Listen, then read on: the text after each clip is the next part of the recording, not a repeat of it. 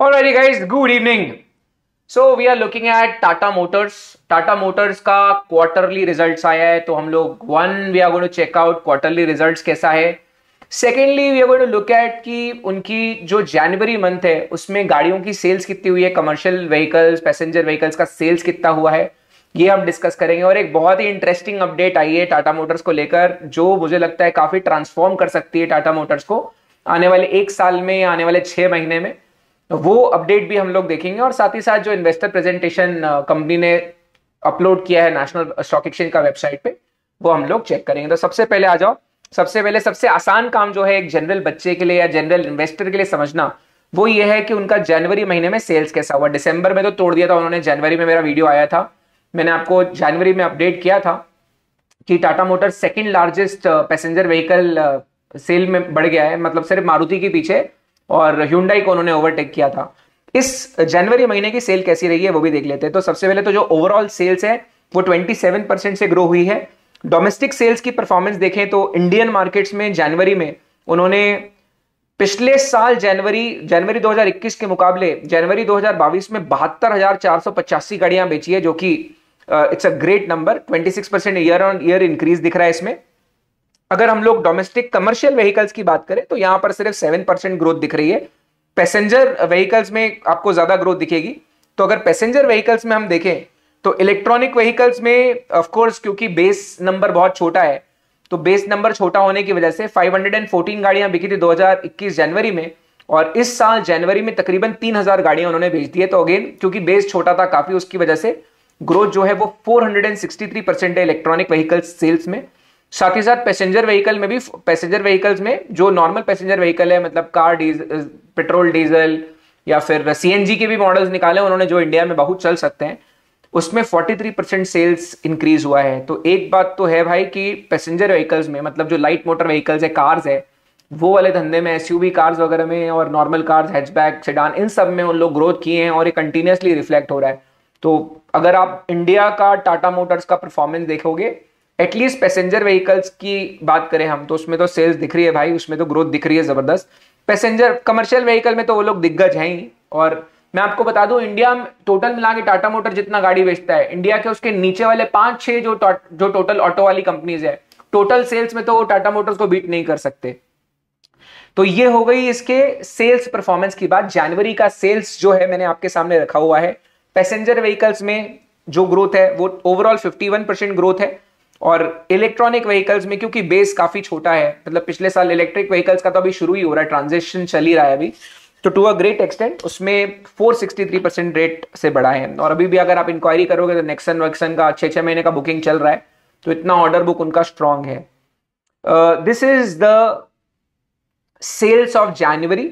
Let's get into the financials also. तो इनका जो फाइनेंशियल्स है, आपको अब प्रॉब्लम क्या है, टाटा मोटर्स की बैलेंस शीट में बहुत लंबे अवधि से, बहुत सालों से ये प्रॉब्लम है कि बुक में बहुत ज्यादा डेट्स होने की वजह से फाइनेंशियल्स हमेशा ट्रबल में रहते हैं. तो लेट्स चेक आउट. वैसे तो इसके नंबर्स इतने डिफिकल्ट होते हैं, इसको नंबर क्रंचिंग बहुत डिफिकल्ट है टाटा मोटर्स की. ऑडिट रिपोर्ट में भी नीचे नोट्स पढ़ोगे तो ऑडिटर ने भी बोला भैया हमने बहुत सारी सब्सिडरी को चेक भी नहीं किए हैं. तो फिर भी हम लोग कोशिश करेंगे, मैं आपको कोशिश करूंगा कि मैं आसान भाषा में जितना हो सके आपको बता दूं. तो जो कंसोलिडेटेड एबिटा है, मतलब जो पूरे इंटरनेशनल ऑपरेशन, सारी सब्सिडियरी, सारे जितनी भी एसोसिएट कंपनीज हैं, Tata Motors India, Jaguar Land rover, सारी सब कुछ मिला के जो कंसोलिडेटेड रेवेन्यू है, वो है 10% ऊपर है अभी. और sorry, just a second, revenue पहले देख लेते हैं. जो टोटल सेल्स है वो है 72,000 करोड़, 72.2 थाउजेंड करोड़. तो 72,000 करोड़ के आसपास इस क्वार्टर में सेल हुई है. सिर्फ एक क्वार्टर की सेल तकरीबन 72,000 करोड़ है. EBITDA जो है वो है 7.4 थाउजेंड करोड़. लेकिन मैं सही बताऊं तो इनके सीधे सीधे अपन प्रॉफिट आया है कि लॉस आया है वो आखिरी में बताता हूं. मैं प्रॉफिट और लॉस वाला जो ना सिंपल टर्म्स में आपको बताऊंगा, क्योंकि प्रेजेंटेशन में बड़ा कॉम्प्लेक्स चीज दी हुई है, तो we will come to that. तो 2 मिनट के लिए आइए consolidated revenue in rupee terms देख लेते हैं. तो नेट रेवेन्यू 72,000 करोड़ है. पिछले साल के मुकाबले, प्रीवियस ईयर के मुकाबले मेरे ख्याल से नेगेटिव ग्रोथ है. एबिटा, पीबीटी तो है, प्रॉफिट तो है ही नहीं, तो 698 करोड़ का लॉस दिख रहा है यहां पे. तो ये Q3 का नंबर्स है. सिर्फ टाटा मोटर्स लिमिटेड इंडिया का अगर नंबर देखते हो तो इतना खराब नहीं है, पिछले साल के मुकाबले बहुत बढ़िया दिख रहा है। और यहाँ पर उन्होंने जो तकरीबन उनके मार्जिन्स हैं, ये इसकी रिपोर्टिंग मैं आपको आसान भाषा में बताऊंगा। I will come to the investors presentation, वो आपके लिए काफी अच्छा रहेगा। डोमेस्टिक सेल्स जो क्वार्टर में रही है स्टैंड अलोन इंडियन मार्केट की, जो टाटा मोटर्स लिमिटेड है, स्टैंड अलोन बैलेंस शीट की अगर देखोगे, जबरदस्त 33% इंक्रीज हुआ है इसमें। तकरीबन 2 लाख यूनिट्स गाड़ियां इन्होंने बेच डाली है, कार्स और कमर्शियल व्हीकल्स मिला के, 12 चक्का 18 चक्का वो सब मिला के। नहीं, निवेश तो इनमें बहुत कम इन्वेस्टमेंट्स की है। फ्री कैश फ्लोज 2000 करोड़ के हैं, जो कि कंपनी के हिसाब से ठीक ही है अभी, मतलब फ्री कैश फ्लो है, यही बढ़िया बात है। बाकी एक ही चीज तो पॉजिटिव लिखती है कि भाई कैश फ्लो फ्री है इनके, कम से कम थोड़ा कैश फ्लोज दिख रही है। जैगवार लैंड रोवर का अगर हम बात करें तो यहां पर पिछले क्वार्टर में खराब खबर है, 38% से सेल्स कम हुई है, सिर्फ 80,000 यूनिट बेच पाए हैं वो लोग, और तकरीबन 0.5 बिलियन पाउंड उन लोगों का निवेश हुआ है, जो कि कंपनी की स्केल और कंपनी के ब्रांड के मुकाबले कम है। फ्री कैश फ्लोज थैंकफुली है, तो this is the only good thing that is there in this balance sheet. इसके अलावा मैं आपके साथ कुछ इंटरेस्टिंग चीजें शेयर करता हूं। जैगवार लैंड रोवर की अगर हम बात करें तो Q3 मतलब अक्टूबर नवंबर दिसंबर 2021-22 में जो क्वार्टर था, उसका रेवेन्यू जो है वो तकरीबन 4.7 बिलियन यूरो हुआ है। Sorry, not euro, 4.7 billion pound हुआ है, जो कि 22% ऊपर है Q2 के मुकाबले। होलसेल अप है 8%, not very important from the point of view of what we are looking at, तो ठीक है। कंसोलिडेटेड देखेंगे इसका अपन लोग। जो इंडिया वाली कंपनी, इंडिया वाली टाटा मोटर्स है, उसका Q3 रेवेन्यू जो है वो 21,000 करोड़ रुपए हुआ है, जो कि हमने देख लिया। पिछले साल के मुकाबले कंपेयर करें तो 43% ग्रोथ दिख रही है, और Q2 करंट फाइनेंशियल ईयर के Q2 के हिसाब से हम कंपेयर करें, क्वार्टर ऑन क्वार्टर अगर कंपेयर करें तो 14% ग्रोथ दिख रही है, जो कि अच्छी दिख रही है काफी। वैसे सबसे बढ़िया क्वार्टर जो होता है जनवरी फरवरी मार्च ही होता है मोस्टली, क्योंकि मार्च में बहुत गाड़ियां बिकती है, बहुत कॉर्पोरेट्स गाड़ी बुकिंग करते हैं, क्योंकि टैक्स में डिडक्शन क्लेम कर पाते हैं वो लोग। ओके, चलिए, तो इंटरनल ऑडिट जो ऑडिटर्स रिपोर्ट है उसमें बस लास्ट में जो नोट्स हैं, असली नोट्स तो वहीं पे, पढ़ने वाली चीजें तो वहीं हैं, तो नीचे वो जो डिस्क्लोजर दिए हुए हैं वो आपको देखने चाहिए। हालांकि मैंने सोचा कि मैं बताऊंगा, लेकिन आपको काफी बोर हो जाएगा ये सब में, तो मैं आपको वहां नहीं लेके जाता। आइए क्लास, अब मैं आपके साथ एक इंटरेस्टिंग, बहुत ही गजब का न्यूज टाटा मोटर्स को लेकर शेयर करता हूं। Tata Motors has cherry picked one of the brilliant guys who has transform many businesses. तो अगर आप अपडेट पढ़ोगे, टाटा मोटर्स ने एक एडिशनल डायरेक्टर अपॉइंट किया है अल नूर रामजी को, तो ये एक बहुत इंटरेस्टिंग अपडेट है। When I will read the profile of this director who has been appointed as additional director in Tata Motors, you will understand कि मैं क्यों बता रहा हूं। तो मिस्टर अल नूर रामजी जो हैं, इन्हें एज एडिशनल डायरेक्टर अपॉइंट किया। अभी जो बोर्ड मीटिंग हुई इनकी, जहां पे उन्होंने क्वार्टरली रिजल्ट्स बताए। अब इनका प्रोफाइल पढ़ लेते हैं तो आपको समझ में आ जाएगा कि टाटा मोटर्स किस तरफ जाते हुए दिख रही है आपको। Al Noor, who joined Prudential in January 2016 as a Group Chief Digital Officer, is responsible for developing and executing an integrated long-term digital strategy for the group. अब Prudential दुनिया की एक दिग्गज इंश्योरेंस कंपनी है। Prudential के पहले he worked at Northgate Capital, जो कि एक वेंचर कैपिटल फर्म थी इन बे एरिया। तो यूएस की एक वेंचर कैपिटल फर्म में काम किया हुआ बंदा है, तगड़ा बंदा लेके आइए टाटा मोटर्स, बहुत जबरदस्त काम किया है इन्होंने। He worked at Northgate Capital, a venture capital firm in Bay Area, where he raised money and ran a technology-focused funds. Prior to this, Mr. Al Noor was at the बोलेंगे या Mrs. बोलेंगे, I'm not very sure, the Financial Services Software Group, and he has previously held CEO level technology and innovation roles in British Telecom. BT is British Telecom, UK का सबसे दिग्गज telecom group है। जब मैं इन्फोसिस में काम करता था तो मैं जिस क्लाइंट को सर्व करता था वो ब्रिटिश टेलीकॉम ही था। टेक महिंद्रा का एक जमाने में, पूरे हिंदुस्तान के टेक महिंद्रा का 65% रेवेन्यू सिर्फ ब्रिटिश टेलीकॉम से आता था, दिग्गज एंटिटी है वहां की। Quest Communications, Brezner and Benson and Swiss Bank Corporation, तो very very very important, Swiss Bank Corporation में इनकी पोजीशन थी। He's a seasoned executive and has led several large-scale digital transformation in major industries. This includes financial services, telecom, software, high tech. He led renewal and total change of business models onto digital ecosystem platform and allow sustainable high growth across customer acquisition, distribution, products, marketing, sales. He's the founder and co-founder in number of startups in India, Kenya, USA, the UK, as well as helping to build companies in Asia, including the top 3 IT services companies in China. He has served on several listed company boards on New York Stock Exchange and FTSE, and others in many cases in private to IPO, from private to IPO. तो भाई अल नूर राम जी जो हैं, इनको Tata Motors लेकर आई है as additional director. जो आदमी ने डिजिटलाइज किया है बहुत कंपनी को और डिजिटल ट्रांसफॉर्मेशन प्रोजेक्ट्स चलाने का जिनके पास एक्सपीरियंस है, जो असली में शार्क है, you know, he is the real shark. आप समझ रहे हो मैं किसका बात कर रहा हूं? वो वेंचर कैपिटल फंड में काम किए हुए हैं, कई सारे स्टार्टअप्स में इनका निवेश है, कई दिग्गज कंपनियों में इन्होंने टर्न अराउंड किया है, बहुत सारा डिजिटल ट्रांसफॉर्मेशन का इनको एक्सपीरियंस है। तो इससे आपको एक चीज तो समझ में, एक चीज का तो इंडिकेशन टाटा मोटर्स में आ रहा है कि यार अब टाटा मोटर्स, अब जैसे MG हेक्टर है या जैसे किया की गाड़ियां आती है, जो MG की एस्टर लॉन्च हुई है, आप देख रहे हो गाड़ियों में डिजिटलाइजेशन कैसा हो रहा है, गाड़ियों में किस तरह से काम हो रहा है। ओवरऑल जो टाटा मोटर्स एक एंटिटी है, देखो यार, इंडियन एंटिटी के मुकाबले 5-10 गुना ज्यादा बड़ा इनका वर्ल्ड ऑपरेशन है। अब जैगवार लैंड रोवर, भाई 2 लाख जैगवार लैंड रोवर बिक जाता है पूरे वर्ल्ड में। तो उस लेवल की जो एंटिटी है, उसके लिए एक सही व्यक्ति को एडिशनल डायरेक्टर अपॉइंट करके लेके आए। I think this is going to be a game changer for this company. और जितना मेरा अंडरस्टैंडिंग है, मैं ये मतलब जब मैं कोई शेयर को देखता हूं या कोई शेयर को मैं पकड़ता हूं तो मैं जरूर देखता हूं कि मैनेजमेंट में कौन है। ऑफकोर्स देखो, सबसे इंपॉर्टेंट है कि भाई मैनेजमेंट में कौन है। अगर सही आदमी लीडरशिप पोजीशन में है तो कंपनी का ट्रांसफॉर्मेशन 1 साल 1.5 साल में दिखना शुरू हो जाता है। तो टू अ ग्रेट एक्सटेंट, एक तो भाई चंद्रा टाटा सन्स का हेड है, ऊपर से टाटा मोटर्स में ऐसा बंदा लेकर आए हैं वो लोग जो वर्ल्ड में अक्रॉस द ग्लोब। अब क्योंकि जैगवार लैंड रोवर का 25% 30% सेल चाइना से आता है, ये आदमी चाइना में भी बिल्ड किया है टेक्नोलॉजी कंपनीज। यूएस में तो वेंचर कैपिटल फंड में काम करता है, तो 25% सेल जैगवार लैंड रोवर का यूएस से आता है, 25% तकरीबन चाइना से आता है।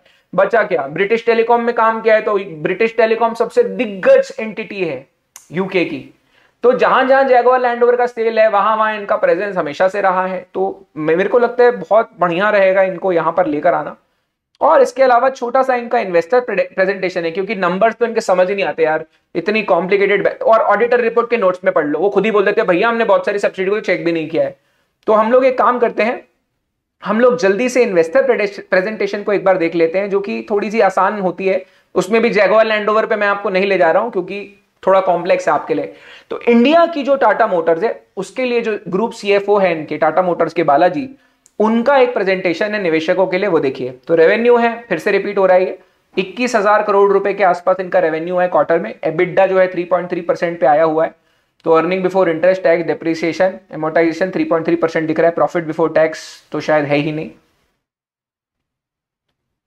स्टैंड अलोन सेल्स 2 लाख गाड़ियों का हुआ है, revenue 21,000 crore, profit before tax as I said है ही नहीं।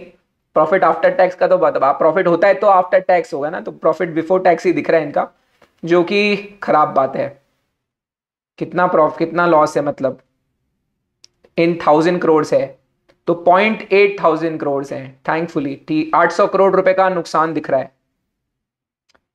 अच्छा, इसमें ना आपको बुरा फील करने का बात नहीं है। आप अगर टाटा मोटर्स का पिछला रिपोर्ट वगैरह पढ़े होगे तो ये जो चंद्रा है, टाटा सन्स के जो चेयरमैन है, इन्होंने बोला है कि हमारा पहले फोकस है कि इंडिया में हम वॉल्यूम्स करना चाहते हैं, क्योंकि इंडिया में आपको अगर पैसा कमाना है, इंडियन गाड़ियों पे जो गाड़ियां बेचती है टाटा मोटर्स, उसमें पैसा बनाना है तो वॉल्यूम गेम है। सबसे पहले इनका मेन फोकस है कि गाड़ियों पे मार्जिन नहीं भी बचे, क्योंकि एक जमाना तो 6 महीना पहले, 1 साल पहले ये भी था कि एक भी गाड़ी पे 1 रुपए भी कमाते नहीं है लोग गाड़ी बेच के। तो अभी इनका इंटेंशन ये है कि पहले नंबर ऑफ गाड़ियां ज्यादा बेचनी है, नंबर ऑफ व्हीकल ज्यादा बेचनी है। एक बार वॉल्यूम आ जाएगी, उसके हिसाब से स्पेयर पार्ट सस्ते हो जाएंगे, बाकी सारी चीजों पे after sale cost, ownership cost सब घट जाएगी। उसके बाद ये लोग अपना गेम खेलना शुरू करेंगे और इनका गेम बहुत बड़ा हो सकता है। तो एक तो 2-3 साल से कंटिन्यूसली टाटा मोटर्स में टाटा सन्स अपना होल्डिंग बढ़ा रहा है, टाटा सन्स इसमें निवेश करता जा रहा है। टाटा सन्स ने तो वारंट्स खरीदे टाटा मोटर्स में, तो वारंट्स खरीदे मतलब they are long on this. तो वो तो हो ही रहा है, और साथ ही साथ कुछ और भी अच्छी चीजें दिख रही है। इसके अलावा अगर हम लोग देखें कुछ और चीज जो यहाँ पे मेरे को आपको दिखाने का मन कर रहा है, ये IFCF, ये सब कोई सेंस नहीं बनता है, ये सब दिखाने की बातें हैं। परफॉर्मेंस हाइलाइट्स, प्रॉफिटेबिलिटी अगर आप देखोगे तो कमोडिटी के जो प्राइसेस बढ़े, अब जो गाड़ी बनाने में कमोडिटी लगती है वो prices, raw material cost, input cost बढ़ने की वजह से मार्जिन्स आप देखोगे -540 बेसिस पॉइंट है। तो 5% मार्जिन घटे हैं इनके, क्योंकि रॉ मटेरियल कॉस्ट बढ़ गया है, सेमीकंडक्टर का शॉर्टेज चल रहा है, सबको मालूम है। कैश फ्लोज भाई थैंकफुली कैश फ्लो बढ़िया है, तो कैश फ्लोज इनके पास अच्छे पड़े हुए हैं। लिक्विडिटी तकरीबन 6400 करोड़, 6400 करोड़ के आसपास इनके पास सरप्लस है अभी, कैश इन हैंड बोल सकते हैं। फ्री कैश फ्लोज, यही एक अच्छा खबर है। हालांकि मैं आपको फिर रिपीट करूंगा, इनकी कैश फ्लो समझना, इनकी ओवरऑल फाइनेंशियल समझना बहुत डिफिकल्ट काम है। मैंने बहुत कोशिश की है, मैं आपको सब इसलिए नहीं बता रहा हूं क्योंकि मैं बिल्कुल टाइम बर्बाद नहीं करना चाहता हूं आपका। इन्वेस्टमेंट स्पेंडिंग टाटा मोटर्स ने, इंडियन सिर्फ हिंदुस्तान की जो टाटा मोटर्स है स्टैंड अलोन, तकरीबन 900 करोड़ रुपए इन्होंने इन्वेस्टमेंट किया है नई टेक्नोलॉजी में, नया रिसर्च एंड डेवलपमेंट में। कमर्शियल व्हीकल्स इनकी काफी सारी जो बिकती है उनके बारे में दिया हुआ है यहाँ पे। कमर्शियल व्हीकल्स का 7% ही ग्रोथ हुआ है इस साल। आपको जो इंपॉर्टेंट चीजें इनके हिसाब से इन्होंने जो बोला है, ब्राइट स्पॉट्स जो हैं इनके लिए, वो क्या है? Truckers sentiment index improved, gradual demand recovery है across most segments led by commerce and infrastructure, sustained the improvement trend in the service and spares penetration. तो मैंने आपको जैसा बताया कि पहले वॉल्यूम गेम खेलना चाहते हैं और फिर स्पेयर पार्ट वगैरह सस्ता हो जाएगा, overall car ownership cost, you know, after sale cost अगर रिड्यूस हो जाएगा टाटा की गाड़ियों का, तो हिंदुस्तान में सेल ऑटोमेटिकली बढ़ जाएगा। चैलेंजेस में कमोडिटी इन्फ्लेशन, तो जो गाड़ियों में कमोडिटी लगता है वो सब का कॉस्ट बढ़ने का वजह से काफी मार्जिन पे इम्पैक्ट पड़ा है। 5% मार्जिन घट जाना बहुत बड़ी बात होती है, क्योंकि ये लोग और कोशिश कर रहे हैं कि वहां पे कुछ करें ये लोग। Uncertainty in demand in immediate term, तो कोविड थर्ड वेव में भी ये भी एक थोड़ा सा प्रॉब्लम ही था। अरे बाप रे, ये तो मैं बताने ही भूल गया, टाटा मोटर्स फाइनेंस नाम की जो कंपनी है उसमें 17% नॉन परफॉर्मिंग असेट आया है। वो आरबीआई की रिपोर्टिंग नॉर्म्स बदली है इसीलिए 17% है, लेकिन व्हीकल फाइनेंसिंग में change in non performing asset recognition, तो आरबीआई की नॉर्म की वजह से नॉन परफॉर्मिंग असेट मतलब गाड़ियों का लोन जिनको दिया है उसमें से 17% नॉन परफॉर्मिंग असेट्स हो गए, मतलब वहां से रिकवरी नहीं हो रही है। ये भी एक प्रॉब्लम है। डिमांड स्लगिश है, बसेस और वैन्स की डिमांड स्लगिश है। सेमीकंडक्टर की अवेलेबिलिटी एक प्रॉब्लम है, वो तो सभी के लिए प्रॉब्लम है मुझे लगता है। इसके अलावा पैसेंजर और इलेक्ट्रिक व्हीकल्स जो हैं उसके बारे में अगर हम बात करें तो इसमें जबरदस्त मोमेंटम है भाई। ये मेरे को लगता है कि ये बहुत बढ़िया चीज है कि जो थर्ड क्वार्टर की अगर आप सेल देखो तो पिछले साल 68.8 हुई थी, तो अब 99 पे दिख रही है आपको। तो टू अ ग्रेट एक्सटेंट ये कंटिन्यूसली बढ़ रहा है और इलेक्ट्रॉनिक व्हीकल्स की पेनिट्रेशन 2% से 3 से 6 हो गई है।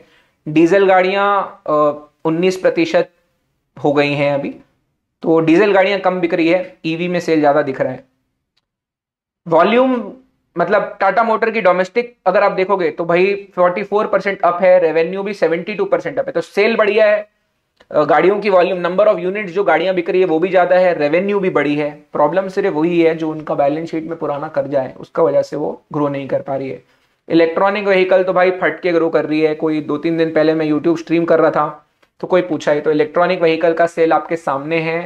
मैं आपको बता रहा हूं, अगर टाटा मोटर ने 2-4 और चीजें सही कर ली तो वाकई में कमाल हो जाएगा। इतना टाटा मोटर्स की गाड़ी खरीदने का किसी को कभी शौक था नहीं जितना अभी नेक्सन के चक्कर में हो गया है, और वो भी क्योंकि सबसे सस्ती इलेक्ट्रिक व्हीकल इनकी ही है। तो अगर कोई जिसका रन बहुत जबरदस्त है वो टाटा की इलेक्ट्रॉनिक व्हीकल लेके भयंकर पैसा बचा सकता है। Go to YouTube, type Tata Motors EV saving money, आपको देखो कितनी लिंकें मिलती है। हो सकता है यही लोग पेनिट्रेट कर रहे हैं, ये लोगों का ही स्ट्रेटेजी हो यूट्यूब में इन्फ्लुएंसर्स को लेकर आने का।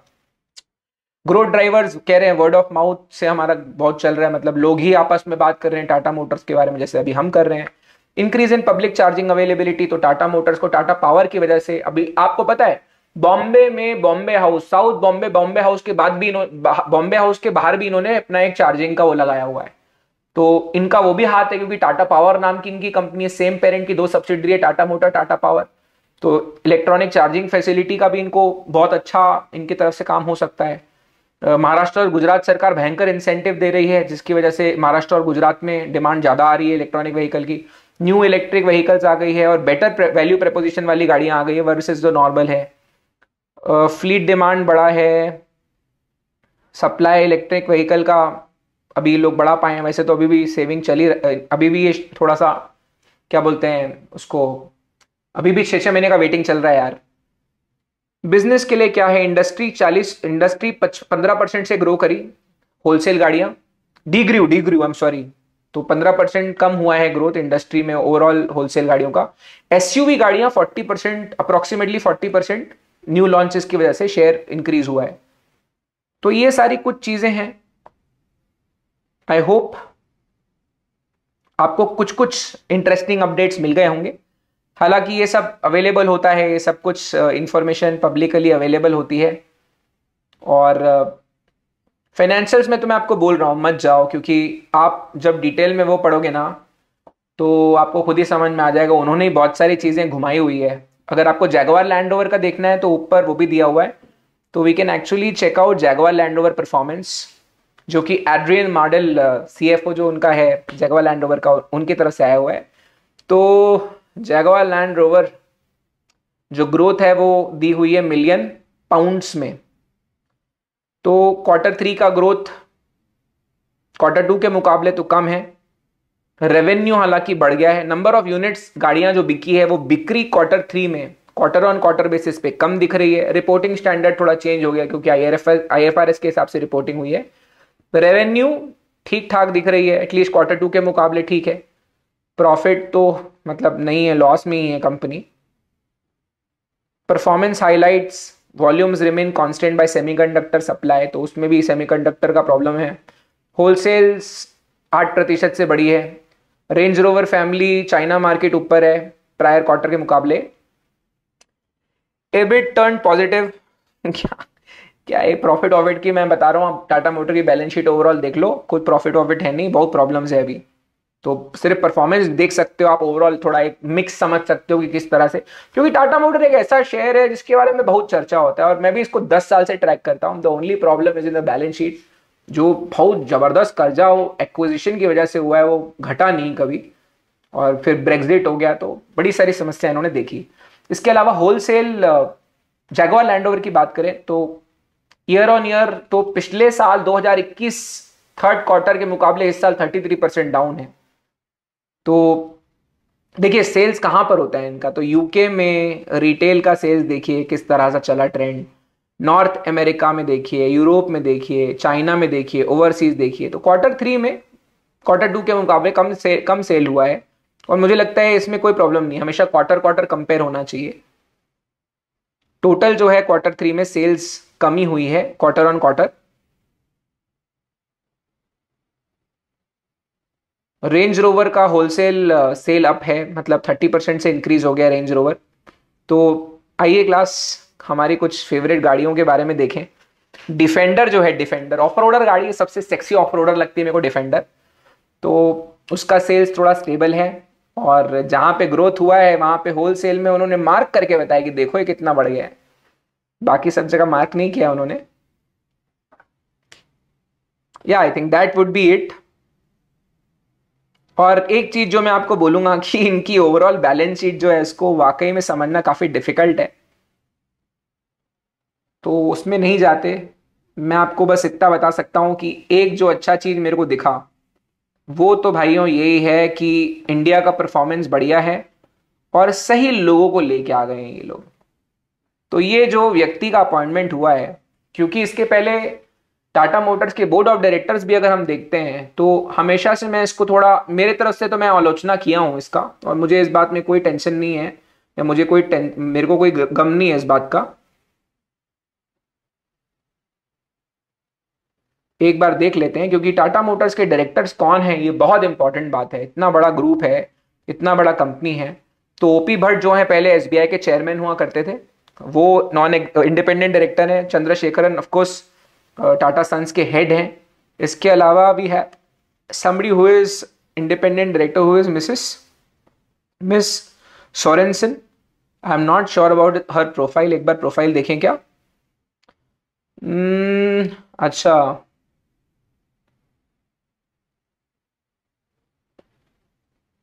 बहुत सारे इंटरनेशनल कंपनी में बोर्ड्स में हैं।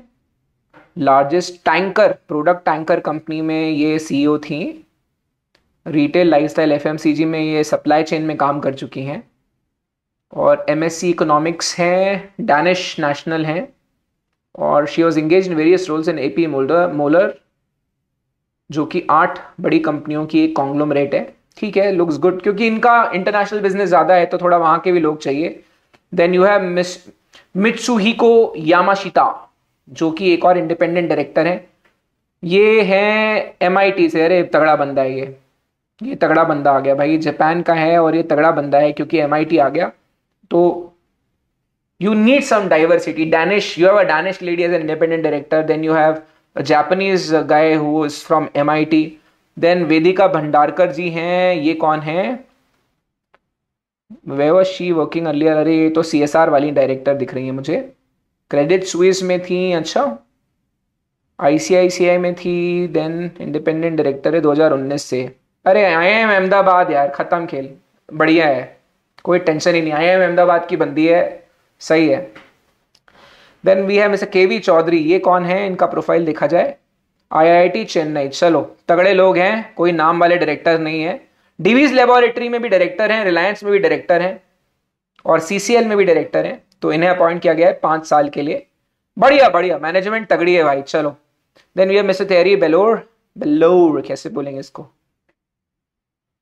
ये जैगुआर लैंड रोवर के CEO अपॉइंट किए गए। इन्होंने कहाँ से शुरुआत किया? शॉप मैनेजर थे, ट्रक टायर फैक्ट्री में शॉप मैनेजर था भाई। काफ़ी बेहतरीन लग रहा है इनको पढ़ के। ग्लोबल ऑटोमोटिव सप्लायर को ज्वाइन किया।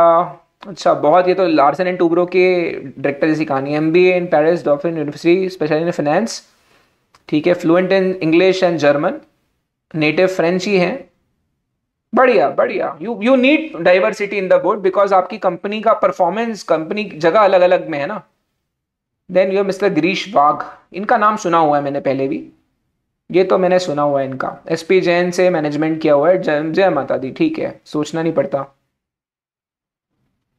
लीडिंग टीम्स अक्रॉस, अच्छी गाड़ियां बनाई हैं इन्होंने। इनका नाम मैंने सुना हुआ है। मिस्टर बुचेक अब शायद मैनेजमेंट में नहीं है, जो कि पहले जर्मन बंदा था वो, तो वो शायद अब यहाँ नहीं दिख रहे हैं। और मैनेजमेंट में कौन है? ग्रुप CFO बालाजी का मैंने नाम सुना हुआ है। काफ़ी अग्रेसिव, काफ़ी बेबाक है, काफ़ी क्लियरली बात करते हैं एटलीस्ट, और जो रिपोर्ट्स आती हैं इनकी तरफ से बढ़िया सी आती है, नॉट अ प्रॉब्लम। बाकी लोगों को मैं सही बताऊं, मैं नहीं जानता हूँ। Committee of board of directors देखें गवर्नेंस पॉइंट ऑफ व्यू से। ऑडिट कमेटी में वेदिका भंडारकर, जय माता दी। OP भट्ट, जय माता दी। SBI का चेयरमैन ऑडिट कमेटी में है वेदिका भंडारकर। IIM से भाई एक बंदी, कोई टेंशन ही नहीं है। और एक जो है वो डैनिश है। तो good thing is audit committee तो क्लीन दिख रही है। नॉमिनेशन रेम्यूनरेशन कमेटी में चंद्रशेखरन जी खुद हैं, OP भट्ट जी खुद हैं, हैन सोरेनसन खुद हैं। CSR में अगेन OP भट्ट हैं। तो रिस्क मैनेजमेंट कमेटी में एक जापानीज है, एक CFO है। इसमें तो CFO पक्का होना चाहिए क्योंकि बैलेंस शीट में कर्जा बहुत ज्यादा है। स्टेक होल्डर्स कमेटी ठीक है। तो ये है मित्रों, ऐसा है। तो आई होप आपको अच्छा लगा, आई होप आप लोगों को कुछ कुछ समझ में आई चीजें। और एक और खासियत यह है कि जो अब नया IPL आएगा उसमें टाटा मोटर्स की गाड़ियां भर भर के प्रमोट होंगी, क्योंकि अभी टाटा जो है वो IPL के स्पॉन्सर बन गए हैं। तो overall Tata as a brand वो लोग वहां पे अच्छे से पेनिट्रेशन करने वाले हैं। So that is it guys from my side. Hope you enjoy this. I hope आपको ये सब में मजा आया होगा।